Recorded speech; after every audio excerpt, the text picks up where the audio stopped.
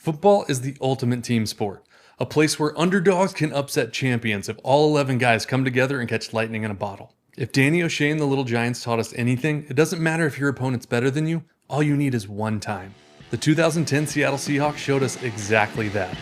Let's talk about it.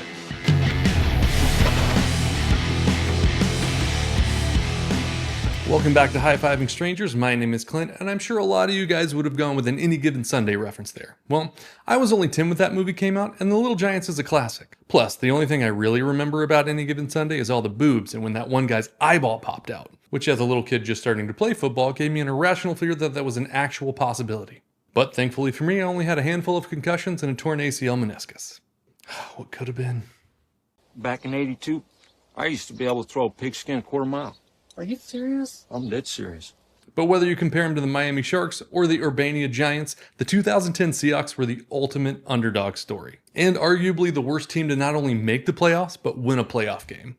Following the conclusion of the 2009 season and a disappointing 5-11 record, the Seahawks fired first-year head coach Jim Mora and brought in USC head coach Pete Carroll and signed John Schneider as their GM.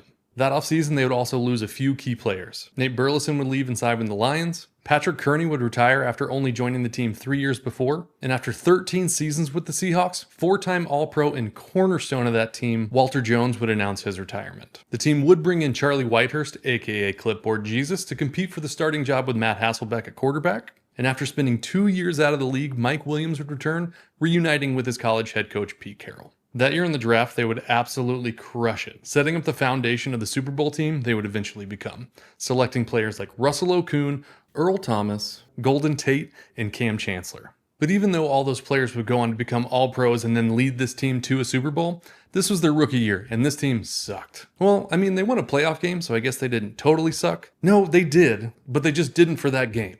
So it's kind of a double-edged sword. They sucked, but for that one time, they didn't. Just like the Little Giants. See? Full circle moments here on High-Fiving Strangers. Don't you love it? Okay, so we got a new head coach, some key players leaving, but a killer draft. Let's just get to the season before anything crazy happens. Nope. During training camp, they decided to cut TJ Houshmandzadeh, who was their leading wide receiver the year before. So with Nate Burleson leaving in free agency and TJ Houshmandzadeh getting cut, they're now without their 1 and 2 top receivers from the year before. And, much like Nomar Garcia-Parra, TJ Houshmandzadeh is one of those words that when I hear, I just repeat in my head over and over and over. So just know that while I'm doing research for this video and while filming it, in the back of my head, I'm just going TJ Houshmandzadeh, TJ Houshmandzadeh, TJ Houshmandzadeh. But now that I'm bringing up his name here, I'm going to throw in some Nomar Garcia-Parras just to keep it spicy. And if you're new to this channel, I talked about this back when I did the video on the 2004 Red Sox. So go watch that video when you're done with this one. And welcome. I've got some quirks. It's week 1. They're matched up against the San Francisco 49ers. And if the title, thumbnail, and first several minutes of this video have taught you anything, it's that this team sucks. So, naturally, they won their first game 31-6. The Niners would go up 6-0, but then the Seahawks would have 31 unanswered points to finish the game. Alex Smith would throw 2 picks, Frank Gore would only rush for 38 yards, and Pete Carroll would start his return to the NFL with a huge victory. They actually had a pretty decent start to the season that year and went 4-2 in their first 6 games, with wins over the Niners, Chargers, Bears, and Cardinals, only losing to the Broncos and Rams. They would crash back down to earth though in their next 9 games, going 2-7. But as luck would have it, the rest of the NFC West was also trash that year, leading to a Week 17 showdown for the division. It was the 6-9 Seahawks, nice, hosting the 7-8 Rams. All for the right to win the division and not only make the playoffs, but host a playoff game. It's tangent time. Throw the squirrel on the screen and buckle up. This one's going to get a little touchy. I've always found it fascinating that in a country that loves freedom and hates socialism so much, its most popular sport is exactly that, socialism. But we're all just used to it, so we don't notice or don't care. They have an equal revenue share so that it doesn't matter how your team performs, you're going to get paid the exact same amount from the league to that team. You get a shot to make the playoffs and compete for a title even if there's other teams that are better than you just because you won your shitty division.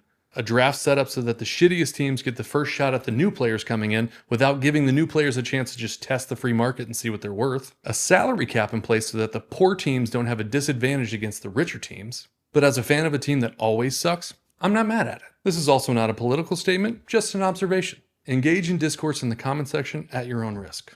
Sorry about that. Back to the game. So the week before, Matt Hasselbeck would actually injure his back, which is a tongue twister, so Charlie Whitehurst was set to start, matching up against rookie Sam Bradford and the St. Louis Rams. And man, was it ugly. Or maybe I should put a positive spin on it and just like call it a defensive battle. It did start pretty hot though, and on the first play of the game, Whitehurst would throw a little swing pass out to Justin Fournette for 13 yards, and then on the very next play, it would connect with Ruvel Martin for 61, setting up the first touchdown for Seattle. Whitehurst would throw for a perfect 5 for 5 on that opening drive for 85 yards and a touchdown. Though sadly that hot streak wouldn't last the entire game, and that first drive would actually account for almost half of his total yards for the entire game and his only touchdown. The following drives after that opening would go punt, punt, punt, punt, punt, punt, field goal, punt, punt, punt, punt, halftime. Like I said, a real defensive battle. A few field goals later, and Seattle would win the game 6-16, becoming the first team to ever win their division with a losing record, setting up a home playoff game against defending Super Bowl champion New Orleans Saints, who they had played and lost by 15 points to earlier that season. I should also mention that the New York Giants and Tampa Bay Buccaneers missed the playoffs with a 10-6 record, but the 7-9 Seahawks get to host a playoff game, which I can only imagine led to the craziest takes ever on local sports radio, just saying like, "This is a shame and a tragedy. Like, they don't deserve to make the playoffs. We're good. We got a chance to win. They don't even have a shot to win this game. This is total bullshit, and I just will not stand for it. We got to change how the playoff structure is because teams like this just can't get over teams like ours." Stay tuned because you will not believe what happens next. Well, actually, you will believe it because it's in the title and the thumbnail, and I've been talking about it nonstop the entire video. But thanks for actually watching to like get the full story about the thing. Like, you could have just saw the title, worst team to ever win a playoff game, saw that the thumbnail had the Seahawks in it, and just assumed, I bet it's the Seahawks, and moved on. But you stuck around. I really appreciate it.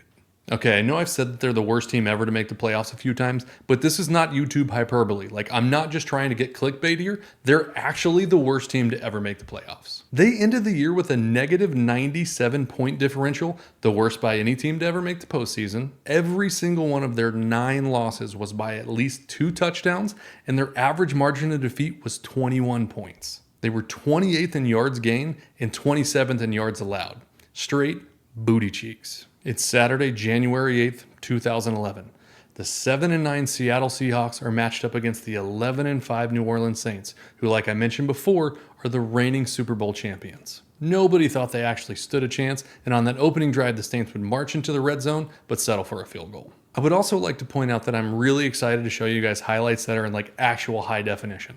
For the most part on this channel, it's been like super crappy black and white stuff from like way back in the day, or just like really grainy standard def from like the late 90s, early 2000s. So the fact that we can actually see what's going on in these plays is super exciting for me. Side note, do you guys remember the first time you actually watched a game in high definition? For me, I was at my buddy Camden's house and his dad had one of those really big TVs, and for the first time we switched it from standard def to high definition. And we all were just like jaw on the floor, like, oh my God, you can see every blade of grass. Like, it was such a cool thing to experience in time. Like, kids these days just don't understand. We just used to watch fuzzy stuff and think it was awesome. And then they changed it to this channel and like, you could actually see the blades of grass. Wild times. Anyway, on the Seahawks opening drive, Matt Hasselbeck would roll out to his right and throw a short pass to Ben Obumanu a little bit too high, creating a tip drill and ultimately leading to an interception. A few plays later, Breeze would dump it off to fullback Heath Evans for a touchdown. And with 6:21 to go in the first quarter, it was 10-0. Everyone in America collectively says, thanks for coming out, Saints.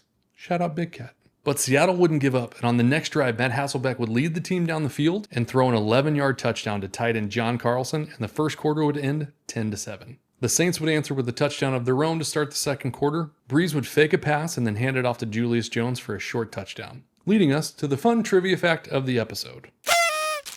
With that run, Julius Jones would become the first player to ever score a touchdown against a team that released him that same season. Earlier in the season, the Seahawks would make a trade with Buffalo to bring Marshawn Lynch to Seattle, and to make room for him on the roster, they cut Jones. Seattle stayed resilient and would respond on the next drive. Hasselbeck would hit tight end Cameron Mora on a double move for 39 yards, and then on the next play would hit a wide open John Carlson for his second touchdown of the game.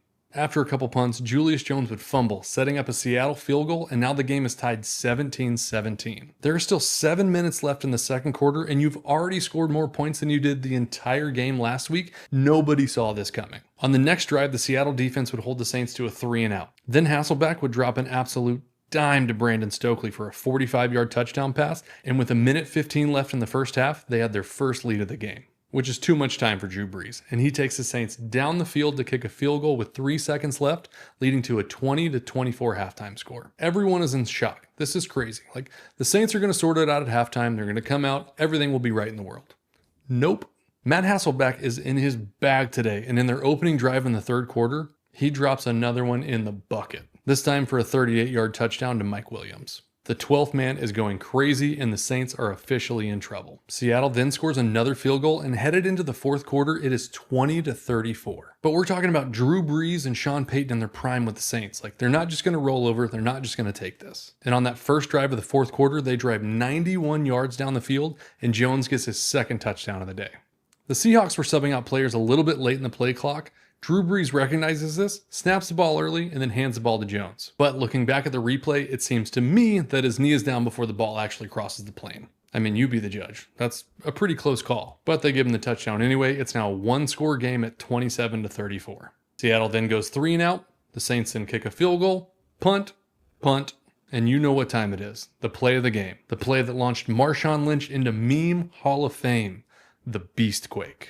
It's 2nd and 10, and the Seahawks have the ball at their own 33-yard line. Hasselbeck hands the ball off to Lynch, and he's met at the line of scrimmage by linebacker Scott Shanley. Lynch plows through him and then passes through 3 other dudes trying to tackle him, breaking into the secondary. Then he throws Tracy Porter straight out of the club. Get the fuck off me. He shucks 2 more tackles, waltzes into the end zone, then jumps back and hits the iconic laid-back crotch grab pose. What a fucking run. Funny story, I was actually at a Sport Clips while this play happened. Like, literally sitting in the chair, apron on, getting my hair cut, watching this insane run, trying to not overreact to like get cut or like fuck my hair cut up. Like, truly one of those things, like, where were you when this happened? And I vividly remember at Sport Clips.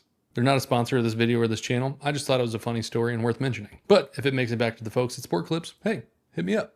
That run put Seattle up 30-41 with 3 minutes and 22 seconds left to play in the game. But like I said before, we're talking about prime Drew Brees and the Saints. So they marched down the field in under 2 minutes to score a touchdown. But unfortunately, kicker Thomas Morstead totally botches the onside kick. The Seahawks recover. Victory formation. Game over. Pulling off one of the craziest upsets in playoff history. And like Danny O'Shea says, even if those Cowboys, and in this case Saints, are better than you, even if they beat you 99 out of 100 times, that still leaves 1 time. Thanks for watching this episode of High Fiving Strangers. Like, subscribe, and comment down below what player, team, or event you want to see me cover next. The best way to support the channel is picking up some merch. And as always, get out there and high five some strangers.